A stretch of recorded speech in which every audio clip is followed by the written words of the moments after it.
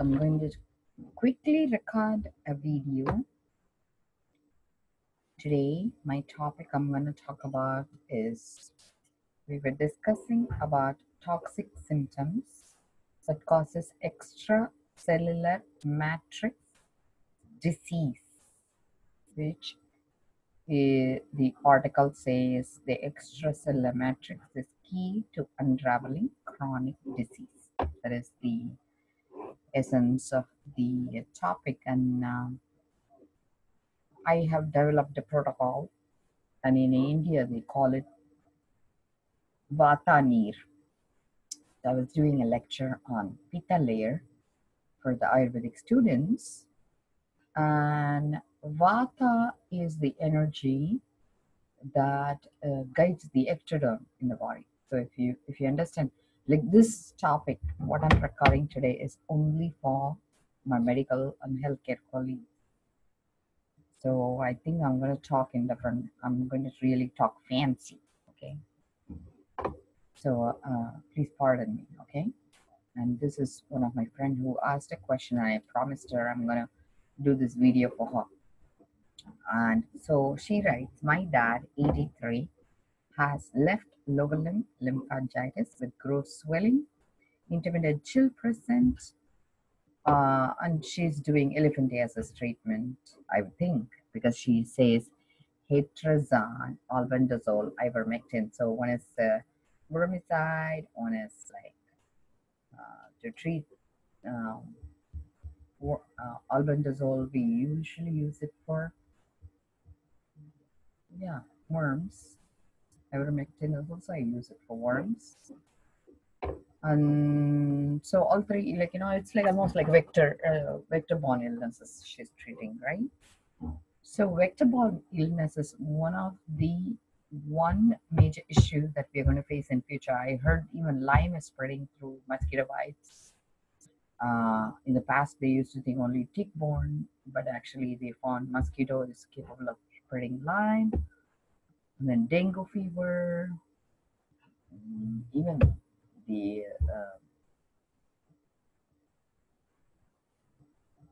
other flu, like, you know, what is that started with Z. Anyway, so there are a few protocols I have developed which I find personally works. And if you understand, like, you know, so I'm going to split the body into Ayurvedic way of viewing it. Ayurvedic way of viewing it is the radial side is Vata, okay? The ulnar side is Kapha. The Pitta is in the middle. But it's not as we think. I actually asked my teacher, His Holiness Paramahamsa Nithyananda, how it would translate to Siddha medicine, but I think I didn't get like a clear answer.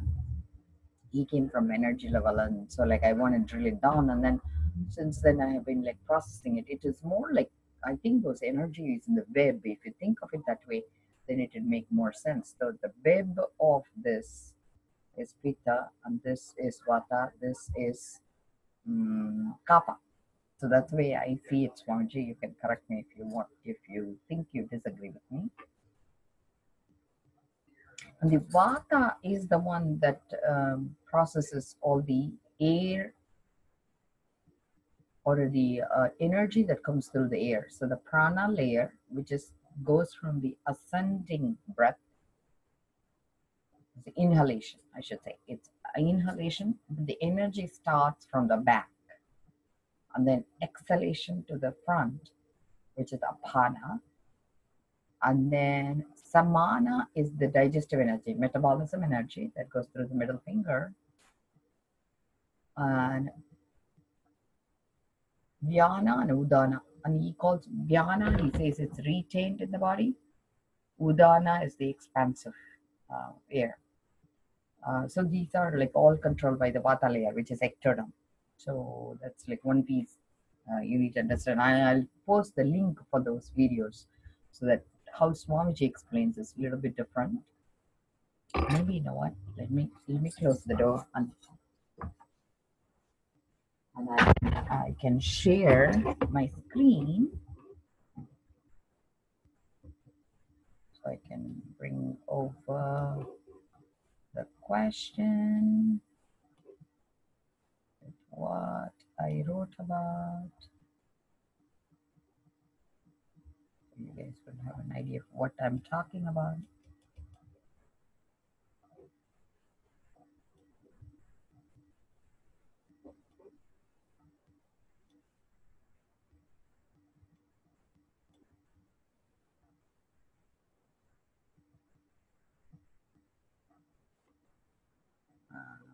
How did I come up with this answer? I'm gonna explain to you guys so you'll understand.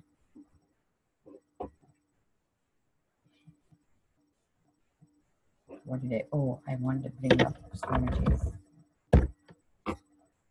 But anyway, let me put it as a link. Okay, that way I am not wasting everybody's time. So after listening to him, I'm understanding a little bit differently about Siddha medicine. But the reason I'm trying to correlate is one is the Ayurveda, how it sees this issue, Siddha, how it sees this issue, and meridians, how it falls into place, and what is my view as a holistic physician to tie it all together. Okay, so first of all, when my friend wrote that her father has a swelling, and she's also a physician, and obviously, like, she knows more, so I don't know to drill down into detail. So he has lower limb lymphangitis, which means he has redness, inflammation, and stuff. So I have found when there is lymphangitis, there is also basement membrane disease. So if you do not address the basement membrane, doesn't matter how good you treat, the cell is not holding on the energy, so it's not getting the oxygen. So essentially, it's drowning in its own fluid and getting hurt. So that's number one. So we need to reset the cell signaling, and we need to reset the mitochondria. For that, we have to take care of the swelling. And to take care of the swelling, I have tried different methods. But the first thing is we need to take out the toxic lymph, or rather, we have to get rid of the toxic fat that is triggering the lymph. So for that, nicotinic acid cleanse, I find, is the best. So which is nicotinic acid, I use like 500 milligram. If you can tolerate it once or twice a day, you would need to have it for like at least a month. Okay, that's one thing. The second thing is methylation is a big issue for these people. Not only for them, everybody, most of us don't methylate. So doing a genetic test, a simple test to see whether he's MTHF or positive, then he cannot process methylation. So it, like, giving him B6 and all would not work. So you would need it as pyridoxal phosphate. So remethylating, the best thing is haritaki powder to remethylate, or trimethylglycine. And I have my box here. I always use trimethylglycine as this works so well. Trimethylglycine, the reason I like is dimethylglycine has a very short half-life. So trimethylglycine, it's from whole wheats, 3 gram per teaspoon. So you could say 3 gram per teaspoon. So it's a very high amount we use here, trimethylglycine. Okay. So I don't know in India what they sell equivalent of this. This you would mix it like, I usually put it in my bottle and I drink it the whole day. That's the second thing. What else? In my protocol, I found in India you get kollu. So kollu rasam, like all these are oregano. Can you see on the back? Like all those are Italian oregano, which is omum. So you can use those leaves, and just like you make melagu rasam, do kollu with the omum blended melagu rasam, like kadapuli pandra mari pannu. So kollu rasam you will do patiya sapadu. At least I try to do 2 or 3 times a week. So the way my teacher, His Holiness Paramahamsa Nithyananda, does is 2-day liquid diet followed by 1-day break, 2-day liquid diet, 1-day break. So if it is possible, do it that way. But he does a 21-day protocol. So that would allow you, like he does 2-day, 1-day break, 7-day, 1-day break, and then 11 days. So his protocol is very different. If that is possible, you can do it, or like try to do less grinding And if it is rasam, you can use ghee and rice and make it in like really like a soft food, so it doesn't need to be brown. Then the moringa oils, it's very easy to get it for us from here because we can import it from India. But I think when I was in India, I was trying to get it bought from my sister, and I couldn't do it. So if you know local farmers who can procure it for you, I would suggest do 30% moringa oil, 30% castor oil with 20% sesame oil, blend as a fixed oil, and then you can add to it turmeric oils.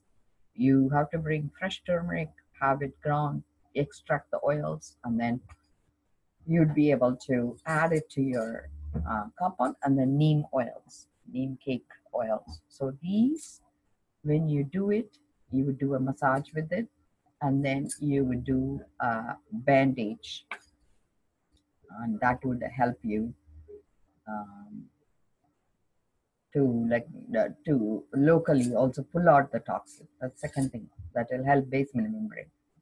The third thing I found also is activated charcoal, or you can do, see, I get here French green clay. It's called humic acid or fulvic acid. I don't know what's the equivalent in India. So you can add that to the oils and you can locally massage it. And I find it pulls the toxins much better than anything else.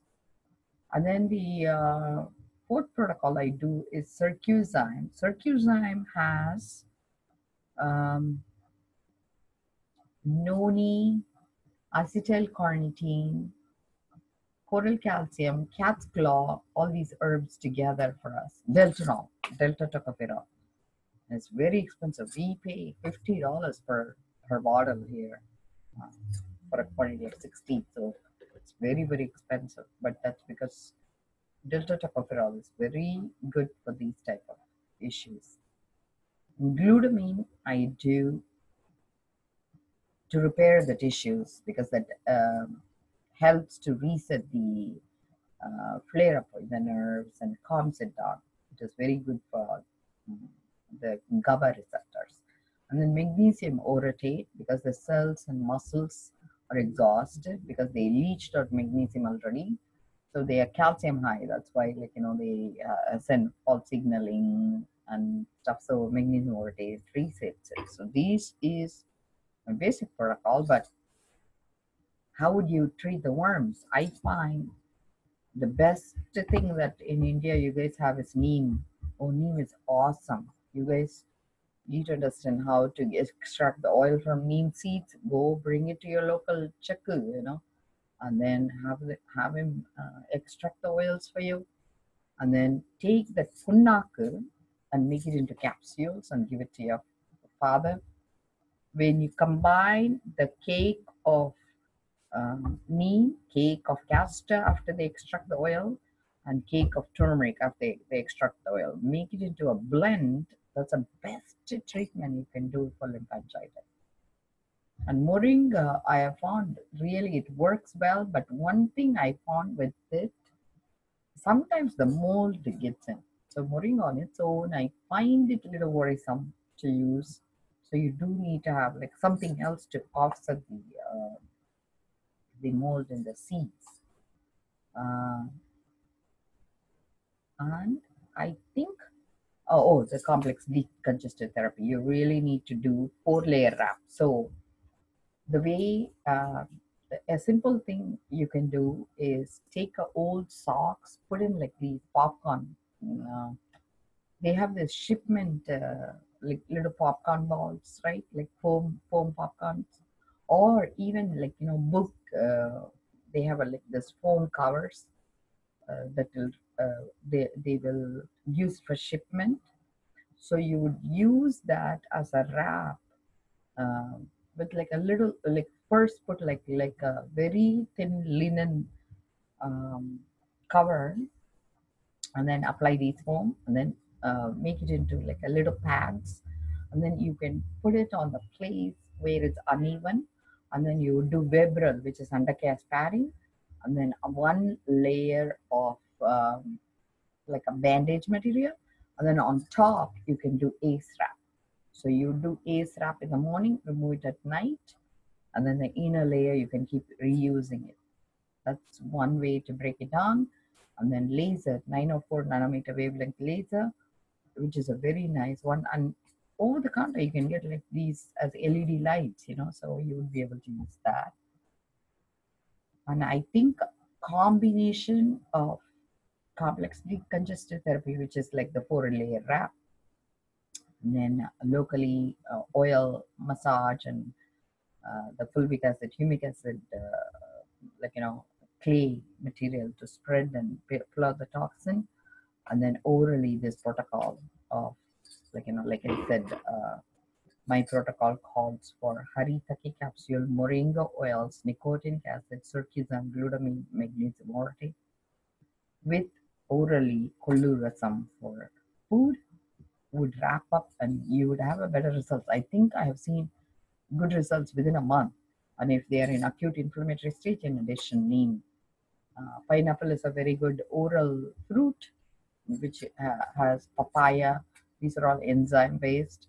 In India, I don't know whether you get bromelain. Here we get something called bromelain that would remove it, modified citrus pectin, which is that the fluffy part inside the orange. That they modify it, and it's called pectin, that will pull out the toxins. So these are like some of the stuff you can use. I am not sure about Indian market, so I don't know exactly what all you're allowed to get, but this is my starting space, and I'll talk about. Let me see what it says for Samana.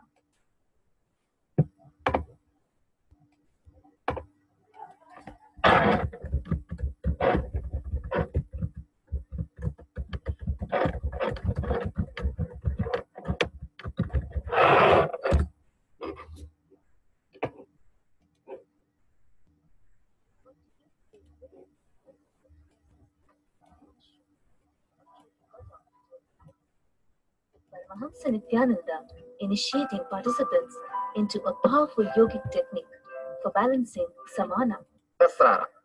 In all these whole 21 points, the air being flooded, this is called samana. That process is called samana. If that samana is balanced, process is called samana. If that samana, 10 fingertips, the feet, 10 fingertips in the hand, and sahasrara. In all these whole 21 points, responsible for the air to move all over your body. From this point to this point to this point, the whole body. We have 21 points, 10 fingertips, the feet, 10 fingertips in the hand, and sahasrara.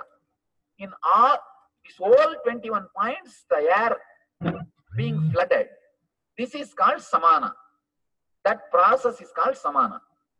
If that samana is balanced, is proper, whenever I give you this kind of one idea and ask you to sit with it, the extraordinary powers will start a particular air process which is responsible for the air to move all over your body. From this point, you are clear what I am saying? Anima, Lahima, Mahima, Karima. These are the 4 important powers. First, it will happen psychologically. Then it will become physical. See, you will feel little more than you are. If you are only psychological levitation, it means your samana needs to be balanced now, needs to be healed. I'll now put you through the simple process. I think I am not getting the right space, so I will try to look for it and I'll post you guys.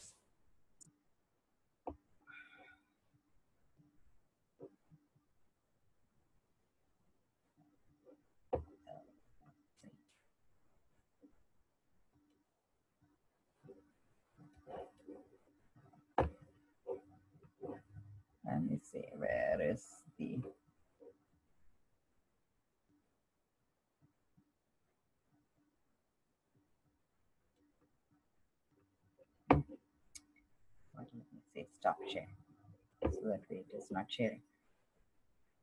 So I think I have to look into like how he says about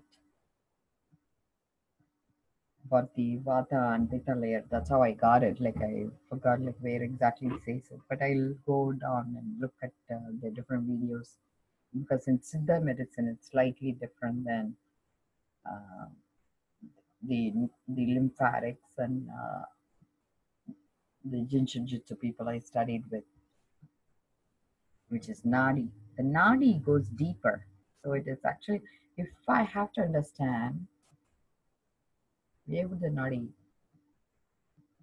the how His Holiness Paramahamsa Nithyananda teaches 7 layer we die. Physical layer, which is Annamaya Kosha, pranic layer, which is about desires, which is the 5 gases, right? Vata. And then Manomaya Kosha, mental layer, which is Pitta.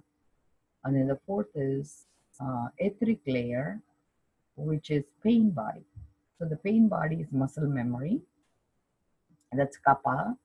And then causal body, which is depression, but that's because all these are imbalanced. So each one is a depth: first depth, second depth, third depth, fourth depth, fifth depth, sixth depth, which is the cosmic body, which is pure pleasure body, which is hormones, like endocrines. I should say it's not exactly hormones, endocrines.